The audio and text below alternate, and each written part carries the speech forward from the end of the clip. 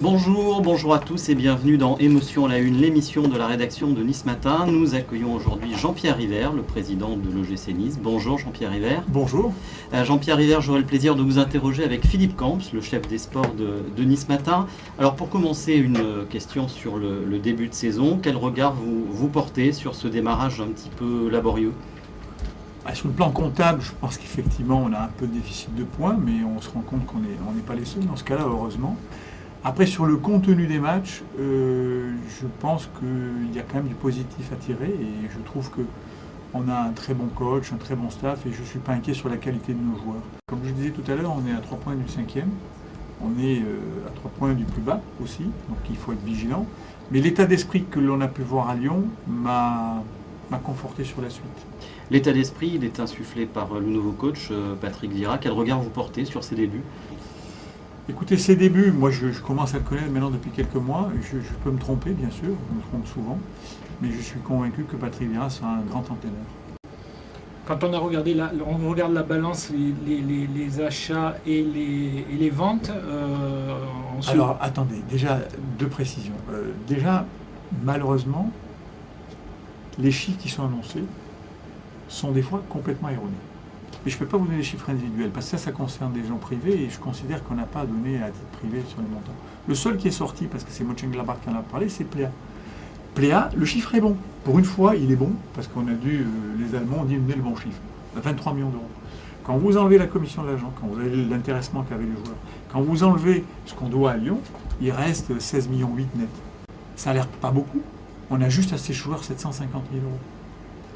Donc c'est une très bonne opération financière. Et Alassane, il avait un bon de sortie. À un moment, il faut être cohérent dans un vestiaire. Quand vous donnez un bon de sortie au joueur, vous ne pouvez pas lui refuser. Donc, les montants globaux, je vais vous donner les montants globaux. J'ai entendu tous les chiffres. Moi, ce que je peux vous dire, c'est que les chiffres nets à encaisser par le GC Nice, et vous savez que les paiements se font sur plusieurs années, que ce soit à la vente ou à l'achat, on ne paye jamais cash. Mönchengladbach ne nous paye pas 23 millions pour la Sainte-Plea, c'est des paiements étalés sur 2-3 ans. Peu importe. Et si vous faites la balance de ce qu'on a réellement vendu en net à encaisser sur 2-3 ans, c'est 42 millions à peu près. On a dépensé 27 millions en acquisition, et je ne fais pas le détail. Alors vous allez me dire, mais entre 42 et 27, où est l'argent ? Déjà l'argent, il faut savoir qu'on a un club comme tous les clubs de football déficitaires, donc les ventes permettent d'équilibrer les recettes et les dépenses, parce qu'on a plus de dépenses que de recettes. Cette année, nous n'avons pas la manne de la Coupe d'Europe. L'année dernière, c'était pas mal d'argent. Donc, il faut bien trouver des recettes. Et quand vous ne trouvez pas des recettes parce que le public ne vient pas au stade ou ainsi de suite, il faut vendre des joueurs. Et puis, avec cette recette-là, vous équilibrez. Alors, le club est très sain financièrement.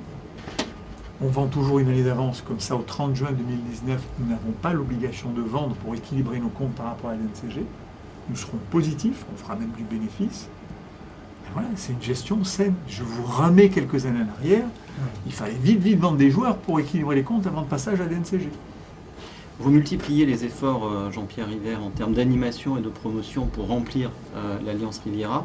Est-ce que vous allez mettre en œuvre de nouvelles idées cette saison ? On va continuer et d'essayer de s'améliorer, puisque l'objectif du club, c'est d'essayer de s'améliorer en permanence.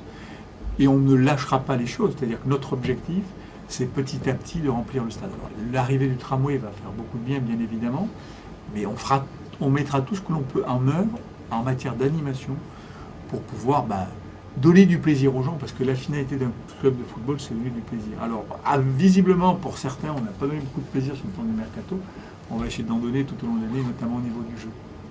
Bon, on est convaincu en tout cas que le GC Nice va y arriver et va nous donner du plaisir, du plaisir à Nice. Je ne peux rien promettre, mais en tout cas, sachez qu'on met tout en œuvre et les gens qui travaillent au quotidien au club, que ce soit sportif ou administratif, œuvrent pour ça.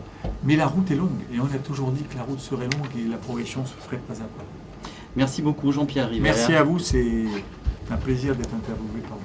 Voilà. Une prochaine émission d'Émotion à la Une samedi prochain à 13h. Bon week-end à tous.